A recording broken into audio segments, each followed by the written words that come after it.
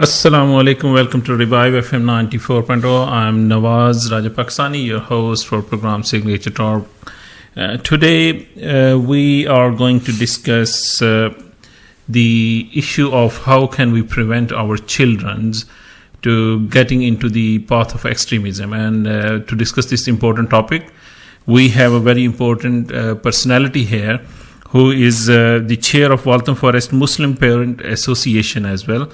His name is Mr. Nadeem Ilyas. He is working in the community around from last 20 years.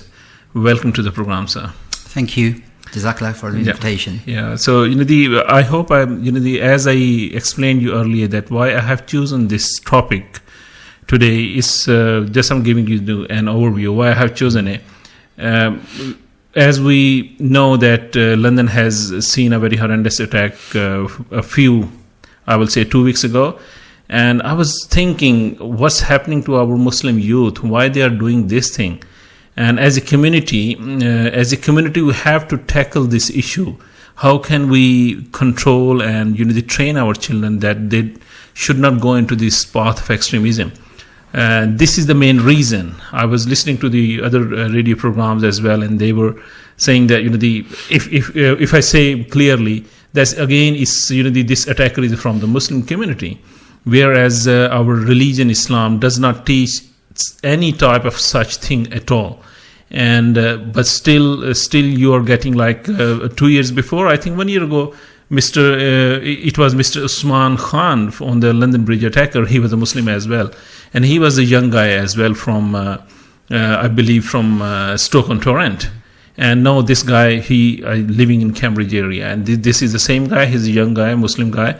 But again, what thing is taking them to this path, which is totally against, I will say, Islam, and which totally, they are not representing our Muslim community at all.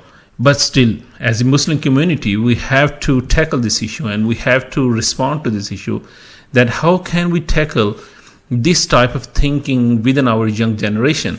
And I hope Mr. Nadeem Ilyas, who is dealing with these issues, I think from last 20 years, I already explained, he will be able to tell us. So what thing is going wrong here? So first of all, Bismillahir Rahmanir Rahim. Brother Nawaz, thank you very much for the invitation. Yeah. I've never come to Revive FM before. Yeah. This is my first. So let's hope that we continue to engage. Yeah. And I think, this word engage is very, very important when it comes to our community, and particularly when there is a difference between perhaps the elder generation, the Muslim parents, versus the newer generation who are slightly younger, growing up in this society with different ways of life, different ways of thinking. So that engagement with the community, engagement with our youth is paramount. And Waltham Forest Muslim Parents Association is such an organisation run by volunteers from both men and women in the community who are working tirelessly in engaging not only the parents but also our youth. So we have a number of workshops, we have lots of activities which allows us to be able to communicate and engage our elders, our parents, teach them, talk to them about, brainstorm ideas about parenting issues. How do you engage our youngsters? How do you tackle things like, as you just mentioned, extremism, or this whole notion of them getting into this path of terrorism, and we will cover that issue in a short while. What these terminologies actually not only mean. the terrorism, you will see as you're living. I'm living in the Waltham store area. And you can see there are a lot. Young generation is going into these drug issues. They are going into the knife crime. They're going into these. I don't know what type of thinking they have. They are very young and they are going into this thing. We haven't seen these type of things when we are in this age. But they are going into this thing. Just one question coming into my mind. You are the founder of this chair. The Muslim Parent Association, or someone else is the founder. So I'm the current chair. I've been doing this for a while, but I've been engaged in that this particular organisation for the last 3 to 4 years. So they were like-minded individuals in the community who felt, you know what, there's a lot of work that we need to do. There's plenty of work to be done. And you've quite rightly highlighted, you know, our community has a whole host of issues that we need to tackle. So drugs is a huge problem. You know, knife crime is a huge problem. You've got this problem of, you know, our youngsters perhaps not practicing their deen, their religion as much as our parents used to, and we did as you know, second generation coming into this country. So there are lots of issues. We have issues to do with our madrasas and our masajids throughout the UK. You know, what program can we have so that allows us to work as a community and tackle some of these very, very and often difficult issues, which, let's be honest, you know, our elderly generation, they've done a huge amount of work for us, and you know, we are so grateful to them for what they've done in terms of setting up masajids and community centres.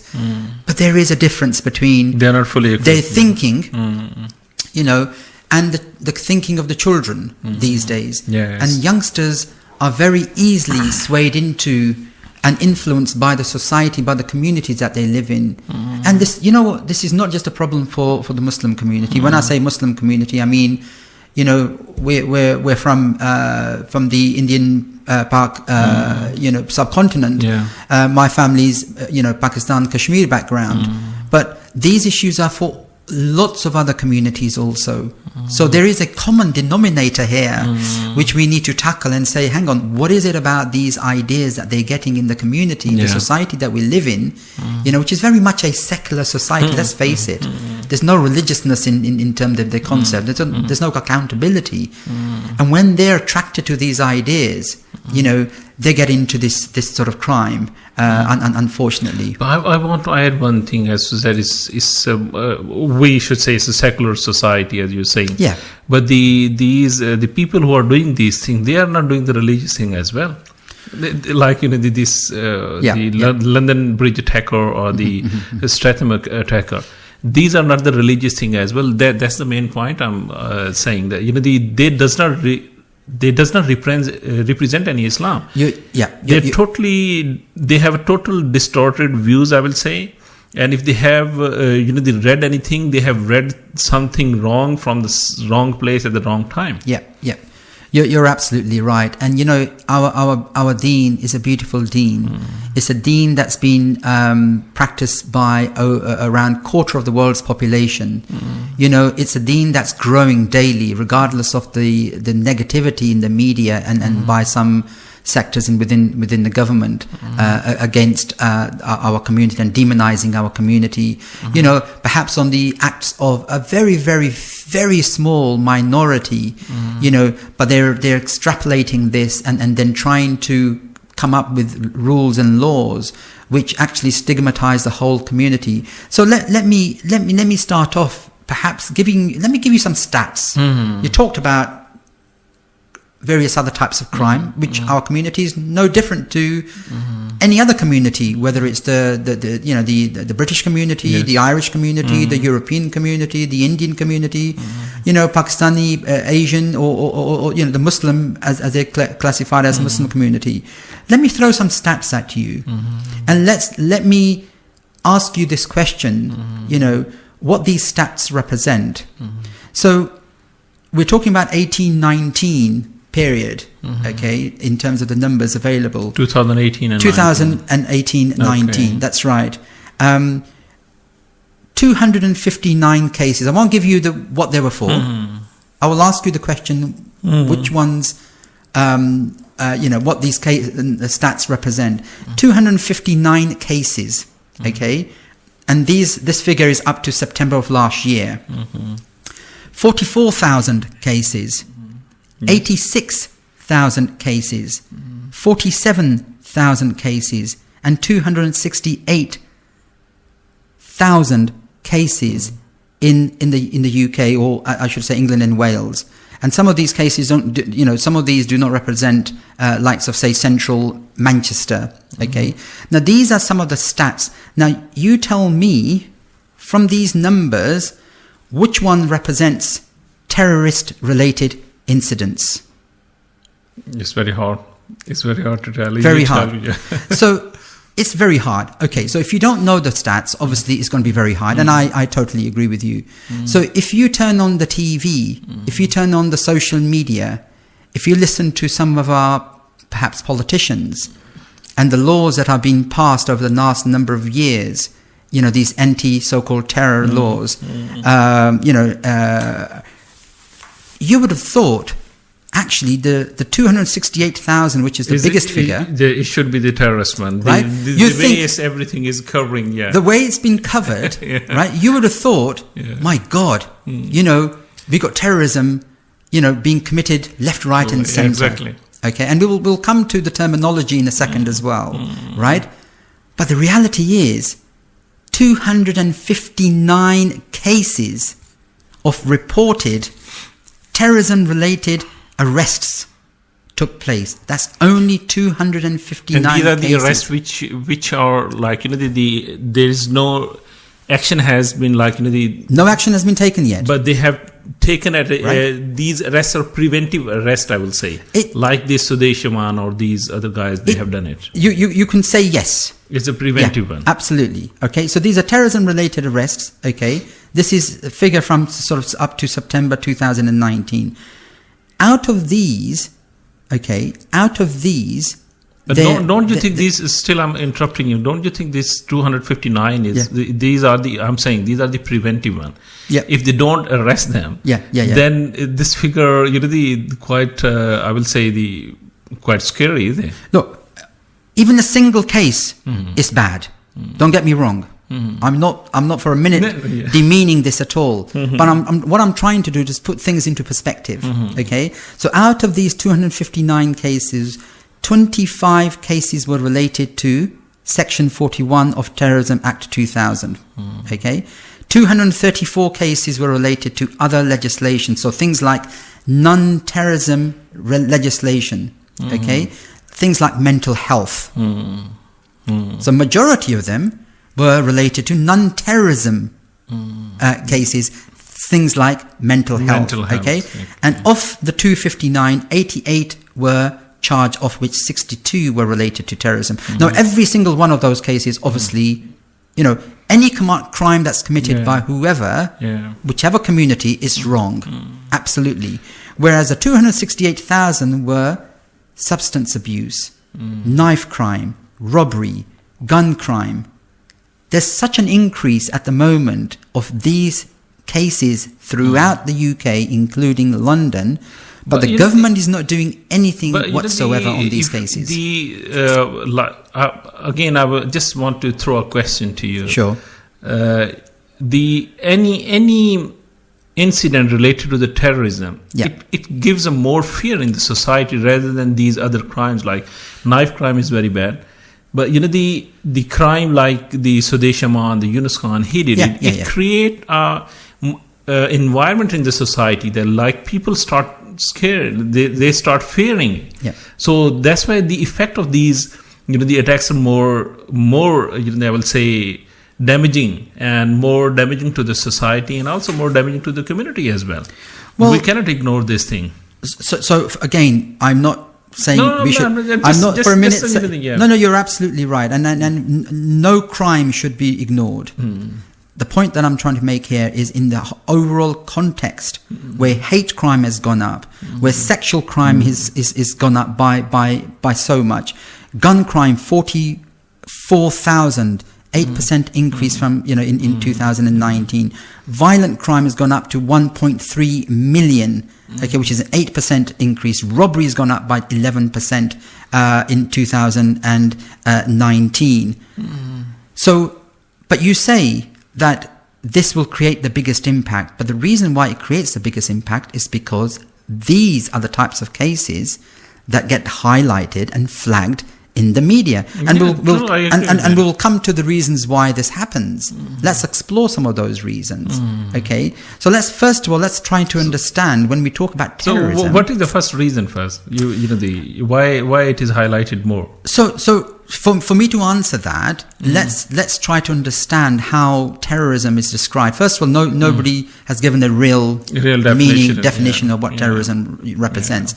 But the way say the Crown Prosecution Service has described terrorism, it's relating to an act of violence or act of terror against ordinary people to progress a political or a religious or an ideological, agenda, right? Exactly. But you would have thought, if terrorism is about scaring people and frightening people, right? Surely, when you're talking about knife crime and people being killed on streets of London, as was the case with Usman Khan and Sudesh Aman, actually, there were knife crimes. No, but what makes them more important than any other knife crime? That's what I was thinking as well on that day. But again, if you think deep, the motive behind both things are different. The motive behind Sudesh Aman and the normal, any ordinary, I will say the knife crime, the motive is totally different. The motive behind Sudesh Aman, which is sadly he wants to kill anyone, I will say, who is not a Muslim. I will sorry to say. Sure. He's saying Usman Khan or this one, because they have a thinking that like he has the only right to live in this society. Yeah. Whereas the knife crime, they are fighting for drugs, they are fighting for money, they have a total different motive. Sure. And this one has a total different motive. Sure. Well, my screen is blinking. We have to go on to the break as well. So no worries. I will come back to this question after the break. Yeah, no. So we will discuss about because of this motive, this thing becomes more scary because it's an ideology which we need to tackle it. For my listeners, we have a very interesting topic in going on in our studio, and Mr. Nadeem Ilyas, who is the chair of Waltham Forest Muslim Parent Association, is with me in the studio. And I already forgot to announce the number for the studio as well, because the topic is so important. The 0333 444 0940, they can call us on this number and they can ask a question from my guest, and they can also send us a text message on 07878 940 940, and I will read out this text for them as well. So after the break, we will carry on this discussion, and we will ask our the guest, how can we engage our children to prevent them to going into the path of extremism. See you after the break. Our accountants provide a full range of accountancy and taxation services, including annual and management accounts, self-assessment, tax returns, VAT, bookkeeping and payroll services to all different types of businesses. With our in-house chartered accountants, you can be guaranteed to save money. Contact us now on 0203 432 9138. Nikah, Talaq, counselling on matrimonial disputes, Islamic wills, Islamic law of inheritance, or an Islamic verdict on any other issue. The Muslim Sharia Council is at your service. We provide official certification, and our experienced and highly qualified imams are available to provide you with guidance when needed. MQI London is based at 292 to 296 Romford Road, Forest Gate. We are open from Monday to Friday 2 to 4 p.m. or alternatively call us now on 0208 257 1786. ये आयशा है। ये बहुत छोटी सी थी जब इसके वालिद का एक हादसे में इंतकाल हो गया। वो अपनी माँ और छोटे बहन भाइयों के साथ रहती है। आयशा जैसी लाखों बच्चियां जिंदगी की बुनियादी सहूलतों से बिल्कुल महरूम हैं। यही वजह है कि वो स्कूल भी नहीं जा सकती। मिनहाज वेलफेयर फाउंडेशन ने आपकी एहतियात और अपनी खिदमत दुनिया भर के यतीम और बेसहारा बच्चों के लिए वक्फ कर दी है। एक यतीम और बेसहारा बच्चे का सहारा बनिए। आज ही अतिया कीजिए। अभी कॉल मिलाएं 0300 3030 777 या हमारी वेबसाइट विजिट करें www.minhajwelfare.org. Here at Duncan Lewis Solicitors, we specialise in immigration and family law. We have a proven track record of successful applicants who we've helped secure permanent residency for. From spouse visas to seeking asylum, our expert advisors will assist you throughout the whole application process. We offer a free no obligation consultation, so call us now on 0208 432 3350. That's 0208 432 3350, or visit us at 298 Romford Road, London, E79HD. With over 40 years experience in the industry, Plastic Carpets is the place to go for all of your carpets, laminates, linos and wood flooring. We have an established network of suppliers, which means we can offer some of the best prices in town. We offer free estimates and now even free fitting. Call us now on 0208 472 8568 or visit us at 157 to 159 Plashet Road, Upton Park, London E13 0QZ. Revive FM 94.0 on the radio, on your mobile and online. Assalamu alaikum, welcome back to Revive FM 94.0. I'm Mr. Nawaz, Rajapakistani, with your weekly program Signature Talk. And today with me in the studio, the guest, Mr. Nadeem Ilyas, who is the chair of Waltham Forest Muslim Parent Association. And today we are discussing that how can we prevent our young generation to going into the path of extremism. And we are finding ways, I will say. In next couple of weeks, I will do this topic on a regular basis so that we can find a solution for our parents and for our young generation to tackle this issue. And because when they do such horrendous act like the Streatham attack or the London Bridge attack, it gives a bad name to the community and gives a bad name to our religion as well. If you want to ask a question from my guest, you can call us on the studio number, which is 0333 444 0940. And they can also send us a text message on 078 78 940 940. Okay, Mr. Nadeem, we were talking the difference between the knife crime and the attack which happened on the Streatham or the London Bridge. They both were knife crimes, no doubt in it. But the crime, like knife crime, like this one, is highlighted more in the media, not like the other crimes in the media. The main difference, I was saying, it was the motive behind the act, and that motive is very important. That motive, which asked, taken these guys into this path, is the very important motive to tackle it. So you're absolutely right, and I think, look, as a Muslim living in this country, we live here. This is our home in that sense. Mm-hmm. It's really important that we do whatever work that needs to be done to make sure that our youth are, living on the path that is defined by our creed, our belief, our Islam, because I think that's really, really important. And the challenge that we have are huge. The challenges that we have are huge. So you're right. The media does highlight these things much more, and this is why this is so important. And the reason why I gave you all those figures is because I'm trying to establish the inconsistency, perhaps the double standards in the media by perhaps some parts of the government where these double standards exist. And for a minute, I'm not undermining or demeaning any act, whether it's by Usman Khan, whoever this individual was, Sudesh Aman, whoever this individual was. What is interesting is anytime these incidents happen, they're extrapolated, they're highlighted, it's in the media 24/7 for the next number of weeks, okay? And a same sort of storyline, which is, we knew these people, we knew these individuals, they came out on parole, we knew they had links to some, extremist organizations, and we will tackle what extremism really means, right? In a second, because that's quite important to understand the solution. Yeah. Okay. And what's interesting, even with Sudesh Aman, the police were, undercover police were there. And they shot him. They shot him, yeah. So, hang on. This guy, his history. If he's done something which is illegal, which is against this country, keep him inside the prison.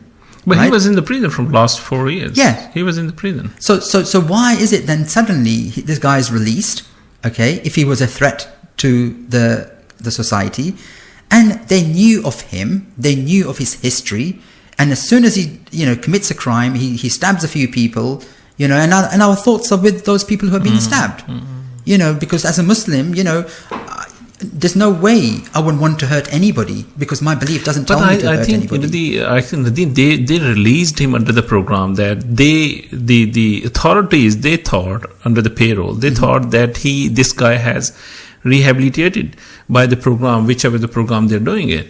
That no, this guy is safe to go into the society, but they were wrong. They were totally wrong. In a way, they are doing because I was reading his history that how they captured him. Actually, he was doing messaging in his family group. Yeah. And he shared one of the document related to a terrorist organization that how can you make certain things. Yeah, yeah. And then after one of the family members, he reported this incident to the authorities. Yeah. And when they start digging into it and whatever certain measures they have to take, taken it, and he accepted that he shared that document. By sharing that document, I will say again, this is a preventive measure they had taken it. They have given him the punishment, whatever the law has asked them to do it. And when he was serving his, punishment in the jail, whatever the acts he have done it, the payroll decided, okay, now this guy, because he is a young guy, he's not the old man. They decided him to send back into the society because they thought they have done it. And the police was chasing the MI5, whatever the agencies, they were chasing him continuously. That's why they have, they shot him down straight away. Sure. So in a way, the authorities have done their job. No, I disagree with that. And I'll tell you why I disagree with that. Because, the safety and security of the people living in this country lies with the police and it lies with the intelligence services. Okay, so the intelligence services, as soon as an attack happens, they say, we knew of this person, we knew what he would do. Okay, and then suddenly you hear that he's been shot dead, compared to perhaps any other crime that takes place. But the real question here is, there is, and this is not just me saying, there's many people out there in the media, in particular, who are questioning the sometimes the timing of these cases taking place, the timing of these incidences taking place.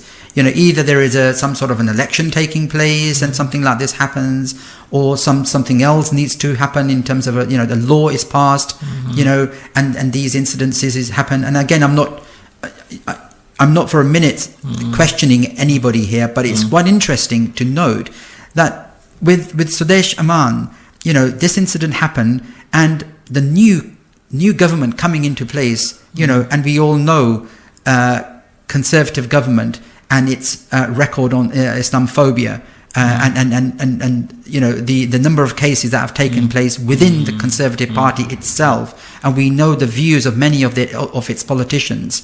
They're anti-Islam, very clear, against Muslims. Well, we cannot say clearly anti-Islam. Well, I mean, you can say you have Islamophobic, the cases in them, and they're tackling with this issue. But we cannot say clearly that they are anti-Islam. Well, when you have our the Sajid Hussain. When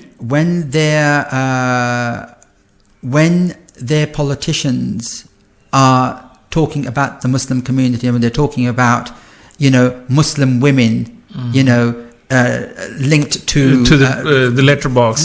Boris Johnson said this thing. So I'm afraid, to me, that is attacking Islam. We can say Islam. That is attacking Islam. I will say they have Islamophobic views, and everyone knows it. It's in this issue is with the party. Same like some issues are with the Labour Party as well. Look, but we cannot say openly that they are anti-Islam. In my view, they have a Muslim the candidates in them as well. And if they are total anti-Islam, they don't give anything to the Muslims. Then I think you can say they're Islamophobic. They have an issue with the Islamophobia. Sure. Yeah, they are. Having Muslim candidates neither here or there, and I'll tell you why. Because the actions and activities of some of these individuals, and I'm not going to name them because that's not the right thing to do. I think people can be their own, make their own judgment whether they represent Islamic values or Islamic belief or not. The point I'm trying to make is that there's an emergency law that's being pushed at the moment by government. In fact, tomorrow is when this is being sort of aired, where they want to detain some of these individuals rather than letting them be released on probation. The point I'm trying to make here is, any individual, regardless of who he or she is, if they commit any type of act which will bring disrepute to not only a particular community, but will harm and hurt members of that society, should be tackled by the authorities. What's really important here, coming back, we talked about extremism, Muslim youth going on the line of extremism. Let's break this down a bit more. Let's look at what is extremism. Let's look at our youth. You said, why is it that many years ago when we were growing up, we were never involved on any of this. We were too frightened even to fight anybody in playground, in schools. Now there is a link, and there's a concerted effort to create this link between extremism, eventual terrorism, to Islam and the Islamic community and the Muslim community. And this is the real thing that we need to tackle, and this is where. And we will obviously tackle in this program. I agree with you. What else can the community do? We cannot connect extremism with Islam. I agree with you. Absolutely. I agree with you. And anyone who has a sane-minded person, they know it, that we cannot connect the extremism and Islam with that one. So know that. Yeah. I know that. The Muslim community knows that. But the media and some politicians, they also know that, but they're not doing that. I agree with you, but in every single community, either you are living in UK, in Pakistan or India, like in India, you are seeing the protests against the Muslims. Yes. So in Pakistan, you will see the protests against someone else as well. So in every society, you will find people who have the limited vision, and they don't have the capacity to bring together all the communities and members of the community together. So you will find these type of people in every community, and you can find these type of people in every political party, either it is in I will say the Conservative, or either it is Labour or the Liberal Democrat. You will find these type of people. I agree with you, but we cannot connect the extremism with the Islam, and this is very clear. Though the media, I will say the media is portraying like a couple of people have asked me the question, like about the Thailand attack, and they were saying like this person has killed 20 or around 30% people in the attack. It was highlighted in the media, but it was not highlighted like if something happened by a Muslim person. Can you see the difference that was created? I agree with you. When the Muslim person done this thing, and they don't keep it to the individual. This is a problem. They label the whole community. They label the whole community, and they will use the word Islamic terrorism, which is totally wrong. Which is totally wrong. I agree with you. And we, as a community, that's why I'm saying, as a community, we need to come up. We need to bring our efforts together to tackle these issues, and we need to start working together so that the media knows that this is not the right way to do it. Why you are demonizing the whole community? Absolutely. They are demonizing the whole community. They are. But again, I will come to the main point again. As you are representing the Muslim Parent Association, what goes wrong in the parenting of these two young guys? That they are going into this path. We, as a parent, I have a child as well. So I'm a bit scared. How can we, educate them? Because just again, I'm taking time. Yesterday I was watching one documentary on the TV, and they were discussing the same type of thing as well. And the Imam Masjid, he was saying the people who were involved in these type of attacks, you see, they have learned everything from the internet. They are not reading Quran, they are not coming into the mosque, they are not reading the proper Islamic literature, and from there they are getting extreme views, and those people are not religious at all. Like the Sudeshaman and I forgot the name of the London Bridge attacker as well. Usman Khan.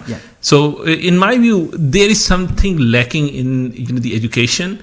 like we are not looking into our children's activity, how they are getting educated, and especially about the Islam, because definitely when they see a word of Islamic terrorism on the media, they start looking, because they're Muslim. They're Muslim, and they start looking, why we are doing this thing, what's happening against us, why we are facing this, like if they go to school, the students will start asking, oh, this Muslim have done this thing. So if this thing is happening, our children are listening to this thing, then how can we educate our children that you don't need to listen to these voices, and we need to educate them properly what Islam says and how we should react to these news. So you're absolutely right. There's a positive agenda that we need to have, and I will certainly, I think we have a call. Let's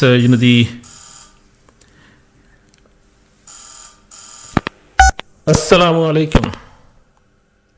Assalamu alaikum. Hello. Assalamu alaikum. I think we dropped it. Yeah, sorry, we dropped it. So we certainly need to have a positive agenda, and we will tackle that in a minute. But what we haven't done is let's think about why is it that the media and government perhaps around the globe are linking terrorism, extremism with violence, and violence to Islam. And I think this is really, really important. If we all look at the stats, we know a quarter of the world's population are Muslim. We also know that there is an increase in the number of people who are turning to Islam, because they've started to look at all the propaganda, and they started to learn and understand what Islam is really about, and they're accepting the belief, and they know this is nothing to do with terrorism. So when we're thinking about extremism, when the media talks about extremism, if extremism is about violence and killing, nothing to do with Islam whatsoever. But if extremism, if they're trying to create this link between extremism and practicing Islam, becoming more Islamic in their nature, in their character, then that's totally wrong. I have to interrupt you because my screen is again blinking. We have to go on to the break. No worries. So I hope the guy who was calling, he will call again after the break, and we have a 3 minutes break, I believe. And then after that, we will start discussing the same topic which we are discussing today. How can we prevent our young generation to going into the extreme path of extremism? And for listeners, they can call us on 0333 444 0940, and they can also send us a text message on 078 789 40940. And we will be back after the break. Have you heard of the new dessert place opening in Ilford, East London? All my friends are talking about it. No, what's so special about it? I heard they'll be doing East London's very first nitrogen ice cream desserts, and we'll have hundreds of flavours to choose from. They'll even do the new trending Dragon Breath. I'm so excited. That sounds nitro-licious. I just can't wait. Yeah, you can follow them on Facebook and Instagram to stay updated with their opening schedule. That's Nitro Treats. With over 40 years experience in the industry, Plastic Carpets is the place to go for all of your carpets, laminates, linos and wood flooring. We have an established network of suppliers, which means we can offer some of the best prices in town. We offer free estimates and now even free fitting. Call us now on 0208 472 8568 or visit us at 157 to 159 Plashet Road, Upton Park, London E13 0QZ. Nikah, talaq, counselling on matrimonial disputes, Islamic wills, Islamic law of inheritance, or an Islamic verdict on any other issue. The Muslim Sharia Council is at your service. We provide official certification, and our experienced and highly qualified imams are available to provide you with guidance when needed. MQI London is based at 292 to 296 Romford Road, Forest Gate. We are open from Monday to Friday 2 to 4 p.m. or alternatively call us now on 0208 257 1786. ये आयशा है। ये बहुत छोटी सी थी जब इसके वालिद का एक हादसे में इंतकाल हो गया। वो अपनी माँ और छोटे बहन भाइयों के साथ रहती है। आयशा जैसी लाखों बच्चियां जिंदगी की बुनियादी सहूलतों से बिल्कुल महरूम हैं। यही वजह है कि वो स्कूल भी नहीं जा सकती। मिनहाज वेलफेयर फाउंडेशन ने आपके एहतियात और अपनी खिदमत दुनिया भर के यतीम और बेसहारा बच्चों के लिए वक्फ कर दी है। एक यतीम और बेसहारा बच्चे का सहारा बनिए। आज ही अतिया कीजिए। अभी कॉल मिलाएं 0300 3030 या हमारी वेबसाइट विजिट करें www.minhajwelfare.org।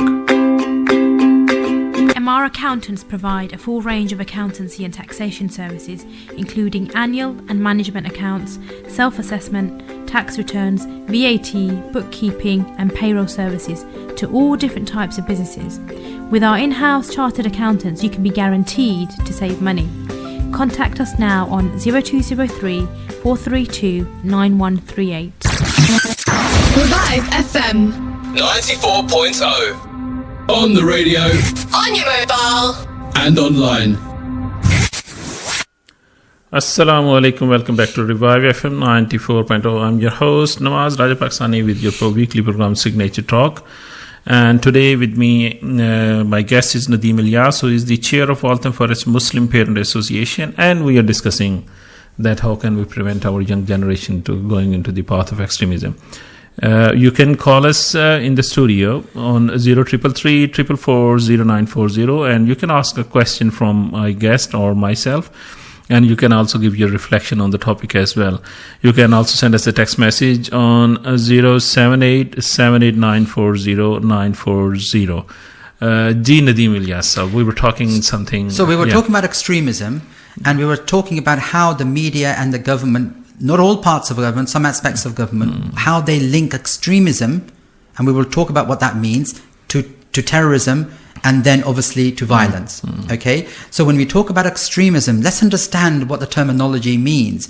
You know, if you Google extremism and the definition of extremism, they talk about the holding of extreme political or religious views. Now let's break this down.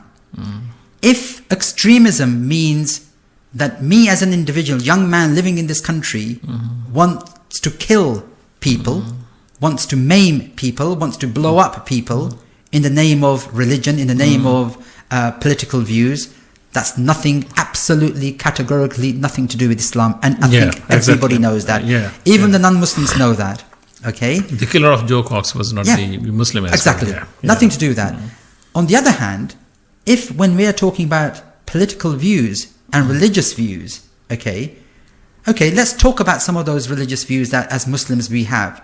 We hold on daily to the beloved Prophet Muhammad sallallahu alaihi wasallam, and we know his role model was the best role model for the Muslim Ummah and to the world, to the whole of dunya. Okay, he was not only a best father as a role model, the best husband as a role model, but also as a political leader in Medina. Exactly. He set up a whole community in Medina. You know, he is the one who went out to jihad to protect the Muslim community and spread the word of haqq and the truth. I would say, exactly. Right? So if we are talking about these types of ideas from Islam, the concept of an ummah maybe, the concept of maybe political Islam, but not through violence, but through political means. Political means. Right? Now that's not extremism, but what they're trying to do is to link extremism and then terrorism, and they're creating this confusion. I agree with you. I agree with you. The media is not playing the right role which they should be. They're playing a negative role, and they are labeling Islam as a terrorist. The religion. This is totally wrong. Absolutely. I agree with you. So since September the 11th, when the main incident happened in the world, okay, these atrocities that took place in America. Since then, we're talking about around 18 years, 2,781 cases which they describe as related to terrorism have been reported, which is an average of around 254 cases per year, right? In the whole of England and Wales we're talking about it, the whole UK in fact, not just England and Wales, right? Which is a very, very tiny amount compared to the crime that's rising. Again, but in the eyes of the media, in the eyes of the government, this is more of an issue than anything else. We both agree that the media is not playing the ideal role. I will say the media is not playing the ideal role, but we are in this situation now. And if I'm not wrong, we should recognize that either it is through social media or any other media. Yeah. That something is going wrong, that our children are reading it and they are started following it, which is not totally the Islam. Yeah. But again, when they are born into the Muslim society, I will say the Muslim household, they are born in the Muslim household, and if they are doing the same, if they are doing the act like they have done it, ultimately the people who are listening to the media, they don't know what are the reasons behind True. it. That he is not a true Muslim. They don't know this thing. Yeah. They know that his name is Sudesh Aman or Yunus Khan, and this name belongs to Muslim people. Yeah. And even if they don't, Sudesh Aman, I'll question that. I don't think that's a traditional Muslim name. But anyway, but as a whole, when even if the media don't say the Islamic terrorism or the Islamic whatever the word we use it, the people from the name, they it from as soon as these type of things happens, people start looking into the media. Okay, who is this person behind it? And if the name of a Muslim comes up, then okay, they will come, oh my God, again this is a Muslim boy, again this is. So no, the perception has created. And as a Muslim, a father of a child, we have to tackle this issue that again, why these the children are going into the, if you read the history of Sudesh Aman or again I forgot the London Bridge attacker name, I don't Usman know. Usman Khan, yeah, because he's not such an important person again. Yeah, exactly. Usman Khan. If you read the history of these guys were not the proper, they were Muslim, I will say. They were Muslim, but they were not the proper ideal Muslims. Like, the Muslim who pray 5 times a day, who reads the Quran with the translation, they will not do such type of horrendous attack. But they were reading something from the internet, they were reading something from the media, and they were doing this thing. Yep. And my question again, as you are representing a parent association, when you parents sit together, how they discuss this thing, that how can we, the word control is not the right word for for the children like under the age of 16. How do you influence? How do you influence these children that they need to go into the right right media or medium to read about the Islam, so that they can absorb it and they can spread Islam. They can tell people, okay, this is the real Islam. So when you guys sit together, how do you discuss this thing, that how can we tell our children this is not the right path, this is the right path? So absolutely, and I think I know we're running out of time. There's two main points I would like to make here, and we'll finish on a positive, inshallah. One is that I think people have to be naive to not realize that there's a bigger issue at stake here, where how Islam and the Muslim community is being demonized and it's being linked to extremism or to terrorism, to undermine the confidence of Muslims in their belief. So there's a wider agenda, wider picture that we need to consider, not in isolation of these two individuals likes of Usman or Sudesh or any other incident that's taken place. So there is a bigger issue. I think what's really, really important and what's really important for the Muslim community is that we shouldn't go on the back foot. Right? We should go on the front foot.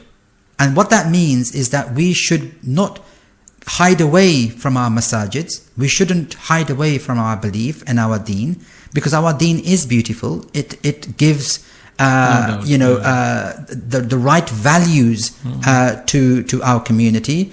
Those values are vital for our youth to grow up in a very secular society. And this is our home, let's face it. This is our home. And we should be a model community. Yeah. And our model community means that we should be looking after our neighbors. We should be helping people at work or outside work. We shouldn't be hurting anybody or slandering anybody. And the way to do that is by teaching our children the values of Islam, the culture of Islam. How do you live in a very secular society where the driver is about your freedoms, okay? And yes, Islam allows an aspect of freedom, but at the end of the day, we are Abdullah, we are slaves of Allah, okay? But that doesn't mean that you go and harm somebody, because Islam doesn't say that, by being a slave of Allah. You know, but in a very secular society, being free means that you can almost have this concept of you can do whatever you like, as long as you don't disobey the law. You know, now that's wrong concept as far as I'm concerned, because you know, you've got young people who are out there living their life, working, you know, doing things, activities like crime, like guns crime, you know, burglary, you name it, because this is being glamorized in the media. This is glamorized by Hollywood and Bollywood. You know, by showing them the Rolls Royce these are the young guy sitting in the Rolls Royce because he was doing the drug business. You know, they have the right women, they have the right phone, they have the nice home, they have the nice. You know, and in the age of 16, 17, 18, this 20, is attractive, isn't this it? is very attractive thing. And so, you know, for us, our, you know, as a Muslim, but as a Muslim, if we connect our children from the younger age to the mosque, I will say, yes, this is the right path to bring them to the right path. Because if they are connected to the Muslim, connected to the mosque, they know, you know, about their religion, they know about the Quran, and especially read the Quran with translation, because we people don't read the Quran with translation. We don't understand. So the mosque has a big role to play. The mosque has a big role to play. You're right. I think the mosque has a big role to play. So Waltham Forest Muslim Parents Association, we are affiliates to the mosques in London Borough, Waltham Forest, and we're trying to work with other communities in Ilford, in Luton, in North London, to get this positive message out to our parents and our youth. At the end, I will say, Nadeem, Ilyas, thanks for attending my program, and I hope you will take time out, because I'm going to do the couple of shows on this topic, and I'm bringing the other ulamas in the studio as well. I hope the next week, Maulana Allama Rabbani Afghani, he will come to the studio, or the mayor of the one of our the Barking or the Waltham Forest. I'm inviting them, and we need to discuss this issue in detail, that how can we engage our children, how can we bring them to the right path of the Islam, so that they don't, because of them we don't get demonized, Islam don't get demonized, because this is our main duty. Absolutely. So first of all, thank you for inviting me. And I hope the listeners have enjoyed this show, and next week I'm going to discuss the same topic again. And till next week, Assalamu